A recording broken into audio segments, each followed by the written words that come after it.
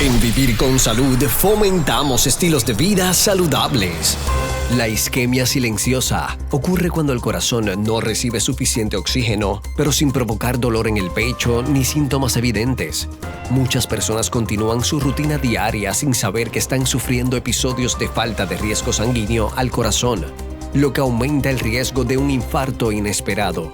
El doctor William Borges, cardiólogo, explica por qué esta condición puede pasar desapercibida, quiénes tienen mayor riesgo y la importancia de la evaluación cardiológica preventiva. Cuando de tu salud se trata, escoge a Vivir con Salud, con la periodista Luz Nereida Vélez. Educación que fortalece tu mente y corazón. Bueno, ya estamos conversando con el doctor William Borges, quien es cardiólogo y presidente de esa facultad médica del Centro Cardiovascular de Puerto Rico y el Caribe. Vamos a hablar ahora de algo que le dicen isquemia silenciosa. Primero, ¿qué es la isquemia?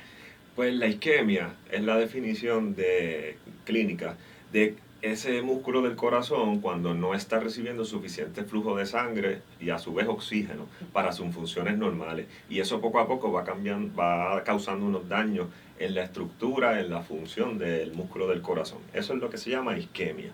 El resultado clínico de eso es lo que usualmente llamamos angina, que es el dolor de pecho, es el síntoma que la persona percibe. O sea que, mire, entonces, ¿por qué le decimos isquemia silenciosa? No me diga que esto es como la presión arterial que le llaman el asesino silencioso.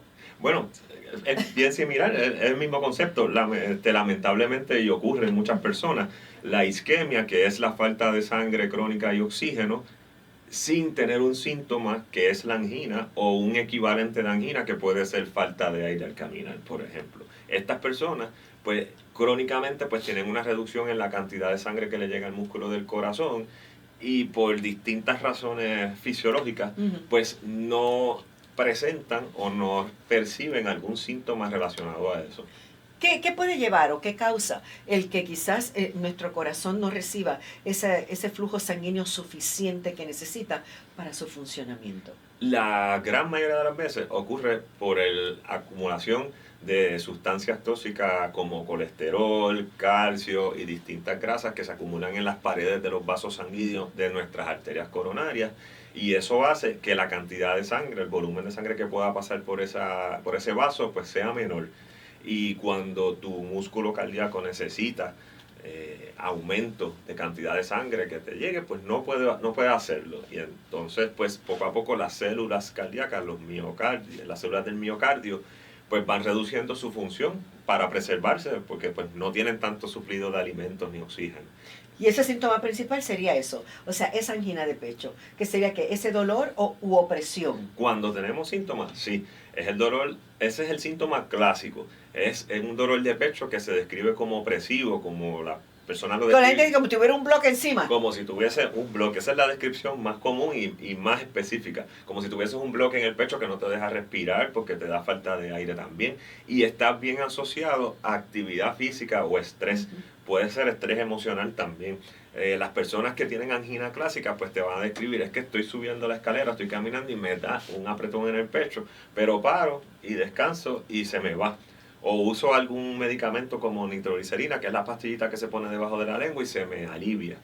Eso es el síntoma clásico. O algo equivalente, que puede ser falta de aire. O sea, subo la escalera y me da una falta de aire increíble que no me daba antes, pero paro y se me van los síntomas por completo. Ese es el síntoma clásico. Las personas que tienen isquemia silenciosa no presentan ninguno de estos dos síntomas. Y eso es lo peligroso de esta. Y ahí es que está entonces el problema. O sea que podemos entonces tener esa situación de que no está recibiendo el flujo sanguíneo suficiente, la oxigenación que viene con la sangre, porque entonces ese es el otro factor. Sí, principalmente esa oxigenación que el músculo cardíaco necesita constantemente para estar funcionando, y más si necesita aumentar la carga de trabajo. Por ejemplo, si tú vas a hacer algún tipo de actividad física, seguimos con la escalera, pues subir la escalera, pues tu corazón necesita bombear más sangre, aumentar el pulso, pues eso requiere energía. Y si no tienes un flujo de sangre constante o suficiente, pues ese músculo se va a afectar. ¿Quiénes presentan este mayor riesgo de tener una isquemia silenciosa? Pues las personas que tienen mayor riesgo son las personas que ya tienen documentada algún tipo de enfermedad obstructiva del corazón. O sea, por alguna razón ya se ha visto en el pasado que tienen calcificación en sus arterias coronarias, que ya son operadas del corazón, que han tenido infartos previos, que ya tienen procesos que llamamos revascularización. O sea, ya han sufrido procesos en donde se han abierto esas arterias, ya sea con mallas o con cirugía.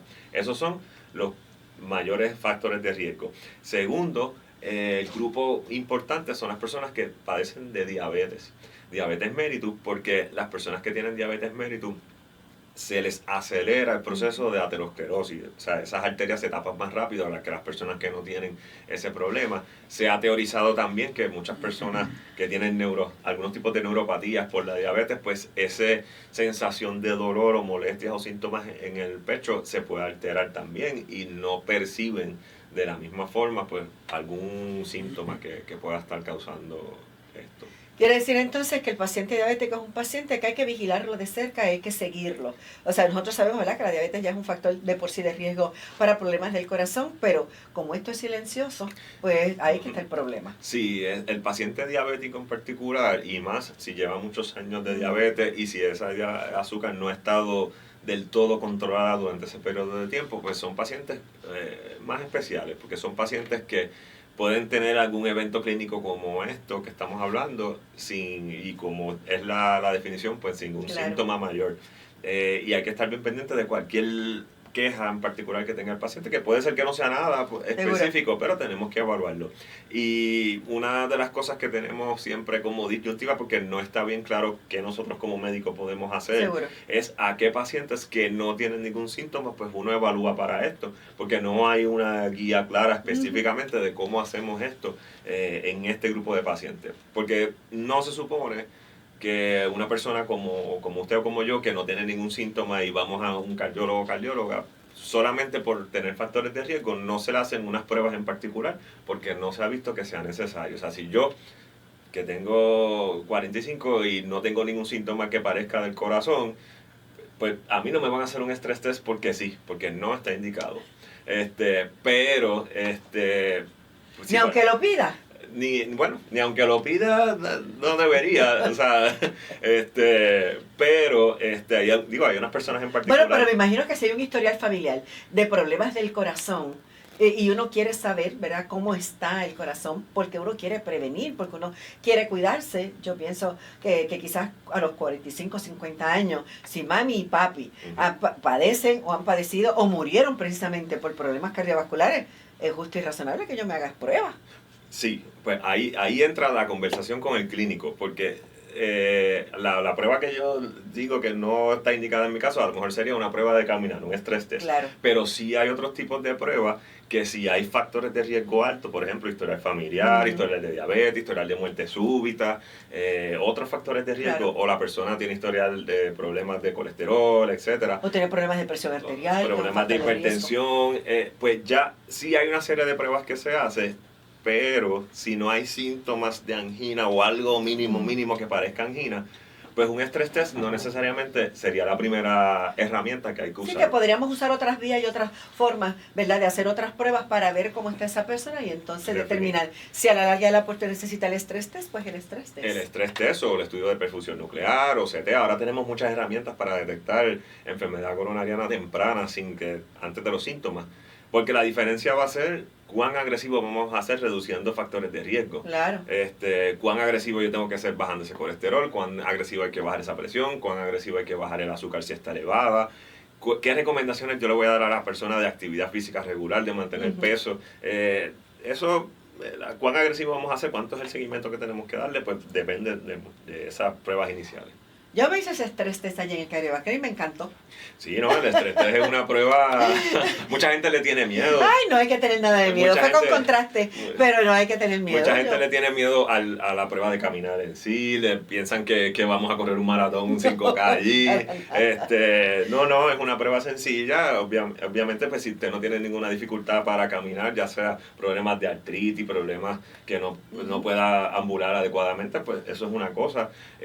Increíblemente, pues hay personas que se marean también, sí, por el movimiento de la polea, pues hay alternativas, pero es una prueba que es sencilla y la información clínica que nos da al médico es mucha en términos, o sea, algo tan básico como qué nivel de actividad usted puede hacer que yo lo vea cuando está caminando en una trotadora. Pues para mí como clínico es importante, porque si yo veo que usted no puede caminar, pues yo no le puedo pedir que haga, que empiece a caminar todos los días, si no trabajamos en la base primera, que sería aprender o ver qué está pasando ahí. Exactamente. Pero nada, felicito, el personal fue muy bueno y la doctora también que trabajó e hizo el estudio fue excelente, no tengo quejas. Así que hay maneras para poder diagnosticar si una persona está teniendo esta isquemia silenciosa. O sea, ustedes sí tienen forma de poder llegar a esa conclusión. Sí, tenemos forma. De hecho, es la definición como tal de lo que es este diagnóstico. O sea, porque no tenemos síntomas, pero tenemos que tener alguna prueba que determine que está ocurriendo el proceso patofisiológico de isquemia. Una de ellas es el estrés test, la prueba de esfuerzo, porque en el caminar, en la parte de ejercicio, yo voy a ver unos cambios en su electrocardiograma, que es esta señal que me da eléctrica que me da su corazón, en que no está recibiendo suficiente sangre. Eso es una. La otra prueba es la prueba de medicina nuclear, donde se inyecta un componente radiactivo que se riega por el músculo del corazón. Cuando hay isquemia, pues ese componente no llega a algunas partes de ese músculo del corazón y yo lo puedo ver en una prueba de imagen.